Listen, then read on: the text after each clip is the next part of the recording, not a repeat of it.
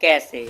आखिर कैसे जो टीम 18 साल से कभी भी आईपीएल की ट्रॉफी नहीं जीती थी, वही टीम आईपीएल 2025 में अपनी फर्स्ट एवर आईपीएल की ट्रॉफी जीतकर हिस्ट्री क्रिएट कर देती है। इससे पहले रॉयल चैलेंजर बेंगलुरु के पास एक भी आईपीएल ट्रॉफी नहीं था, जिसके बाद भी उन्हें एमआई और सीएसके बड़ी टीमों से कंपेयर किया जाता था। और विराट कोहली, जो इस टीम से 18 साल तक जुड़े हुए थे, उन्होंने फाइनली अपने कैरियर में सब कुछ अचीव कर लिए। चाहे वो टी20 World Cup, ODI World Cup, Border Gavaskar Trophy, Champions Trophy और या फिर अब आईपीएल की ट्रॉफी क्यों ना हो। आखिर वो 18 साल का कर्ज टूट के ई साला कप नमदे नहीं, फाइनली ई साला कप नमदू हो गया। 24 नवंबर को आईपीएल 2025 का ऑक्शन होता है। इस साल मेगा ऑक्शन होने वाला था, इसलिए आईपीएल ऑक्शन 2 दिन होता है। पहले दिन आरसीबी का ऑक्शन बहुत ही खराब जाता है और आरसीबी मैनेजमेंट बहुत ट्रोल होते हैं। फिर आता है 25 तारीख, जहां ऑक्शन का दूसरा दिन स्टार्ट होता है। Last beat RCB Lungi Ngidi के लिए करती है और अपने नाम भी कर लेते हैं। जैसे ही ऑक्शन खत्म होता है, वैसे ही फैंस आरसीबी मैनेजमेंट को बहुत जमकर ट्रोल करते हैं। आरसीबी की टीम कुछ ऐसी दिख रही थी। बैटिंग में Rajat Patidar, Virat Kohli, Phil Salt, Jitesh Sharma, Swastik Chikara, Devdutt Padikkal, Jacob Bethell थे। ऑलराउंडर में Liam Livingstone, Krunal Pandya, Swapnil Singh, Tim David, Romario Shepherd और मनोज भांदगे थे। बॉलिंग में Lungi Ngidi, Josh Hazlewood, Rashid Dar Salam, Suyash Sharma, Bhuvneshwar Kumar, Nuwan Thushara, अभिनंदन सिंह, मोहित राठी और यश दयाल शामिल थे।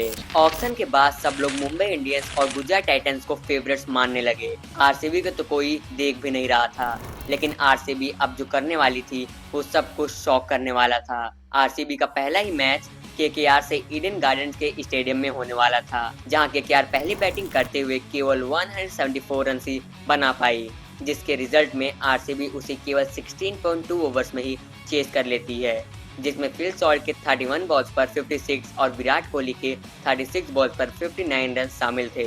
और यही मैच जीतकर आरसीबी आईपीएल 2025 के जर्नी का स्टार्ट करती है। आरसीबी का सेकेंड मैच ही सीएसके से होने वाला था, और वो भी चेपॉक के स्टेडियम में। हाँ, उसी स्टेडियम में जिस स्टेडियम में आरसीबी लास्ट टाइम साल 2009 में जीता था। मैच शुरू होता है और आरसीबी पहले बैटिंग करते हुए 196 रन बनाती है, जिसमें रजत पाटीदार के 51 और फिल सॉल्ट के 32 रन शामिल थे। फिर सेकंड बैटिंग करने आई सीएसके केवल 146 पर ही सिमट जाती है और आरसीबी 17 सालों के बाद चेपॉक स्टेडियम में जीत जाती है। अभी तक आरसीबी बाहर के मैचेस में डोमिनेट करके जीत रही थी, लेकिन अब उनका मैच चिन्नास्वामी स्टेडियम में होने वाला था गुजरात से, जहां आरसीबी उसे 8 विकेट से हार जाती है। फिर आरसीबी का अगला मैच वानखेड़े स्टेडियम में मुंबई के अगेंस्ट होने वाला था, जिसमें आरसीबी पहले बैटिंग करते हुए 221 रन बना देती है, जिसमें विराट के 67 और पाटीदार के 64 रन शामिल थे। इसके बाद मुंबई को आरसीबी ने केवल 209 रन पर ही रोक दिया, जिसमें हेजलवुड के 2 विकेट और तो कुणाल पांड्या के 4 विकेट शामिल थे। अभी तक आरसीबी केवल एक मैच ही हारी थी, और वो भी अपने घर पर। अब अगला मैच आरसीबी का फिर से घर में होने वाला था और आरसीबी इसे भी हार जाती है दिल्ली कैपिटल से। इस मैच में आरसीबी केवल 163 रन ही बना पाती है। आरसीबी का 6th मैच राजस्थान रॉयल्स के अगेंस्ट होने वाला था, और वो भी सवाई मानसिंह के स्टेडियम में। इस मैच में राजस्थान पहले बैटिंग करते हुए 173 रन ही बना पाती है, जिसके रिजल्ट में आरसीबी इस टोटल को भी 17.3 ओवर्स में ही चेस कर लेती है, जिसमें विराट के 62 और फिल सॉल्ट के 65 रन की वजह से आरसीबी अपना 6th गेम जीत जाता है। अब अगला मैच आरसीबी का पंजाब से होता है, और वो भी बेंगलुरु के स्टेडियम में। बारिश के चलते इस मैच को 14 ओवर्स का कर दिया जाता है, जहां आरसीबी 14 ओवर में केवल 95 रन ही बना पाती है और पंजाब इसे केवल 12 ओवर्स में ही चेस कर लेती है। आरसीबी का अगला मैच एक बार फिर से पंजाब से ही होता है, लेकिन इस बार घर से बाहर। इस मैच में विराट के 73 और पडिक्कल के 61 की वजह से आरसीबी ये मैच जीत जाती है। अगला मैच एक बार फिर से आरसीबी राजस्थान रॉयल से जीत जाती है और फिर दिल्ली को दिल्ली में हरा देती है।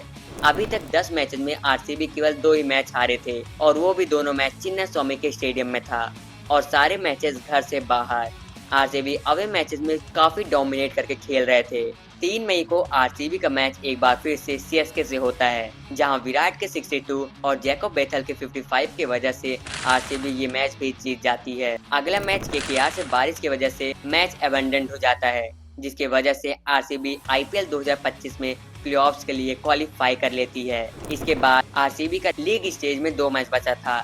एक मैच असारा से हार जाते हैं और दूसरा मैच लखनऊ से जीतकर आरसीबी टॉप 2 के लिए क्वालिफाई कर लेती है। इस मैच में आरसीबी अपने आईपीएल कैरियर का सबसे बड़ा रन चेज करती है, विच इज 230, और वो भी जितेश शर्मा की वजह से। जितेश शर्मा इस मैच में केवल 33 बॉल्स में 85 रन की मैच विनिंग नॉक खेलते हैं। अब आरसीबी का 29 मई को क्वालिफायर 1 होने वाला था। पंजाब वर्सेस बेंगलुरु न्यू चंडीगढ़ में क्वालिफायर 1 स्टार्ट होता है, जहां पीबीकेएस पहले बैटिंग करते हुए केवल 101 रन पर ही ऑल आउट हो जाती है। और फिर क्या था, आरसीबी इस मैच को केवल 10 ओवर्स में ही जीत जाता है और जीतकर फाइनल्स में क्वालिफाई कर लेती है। 2016 के बाद आरसीबी पहली बार पूरे 9 साल बाद आरसीबी फाइनल्स में पहुंची। आरसीबी पहली ऐसी टीम बनी जो अपने सारे अवे मैचेस जीती हो।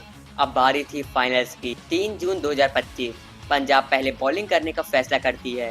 पहले बैटिंग करते हुए आरसीबी केवल 190 पर ही सिमट जाती है और अब किसी को भी नहीं लग रहा था कि आरसीबी इसे जीत पाएगी। जब पंजाब के बैट्समैन आए तब तो और नहीं, उन्होंने 4 ओवर में 40 रन मार दिए थे। फिर उसके बाद जॉस हेजलवुड पहला विकेट लेते हैं। इसके बाद प्रभसिमरन सिंह भी आउट हो जाते हैं। जहां दूसरे ओर विकेट गिरते जा रहे थे, वहीं जॉस इंग्लिश अटैक किए जा रहे थे। जब तक जॉस इंग्लिश थे तब तक ऐसा लग रहा था कि पंजाब किंग्स गेम में है, लेकिन जॉस इंग्लिश के आउट होते ही मानो आरसीबी गेम में वापस आ जाती है। और फिर क्या था, आरसीबी 18 साल के बाद फाइनली 6 रनों से वो फाइनल जीत जाती है और अब फाइनली हो जाता है कि साला कप नमदू। तो ये रही आरसीबी की फाइनल की जर्नी। Thanks for watching.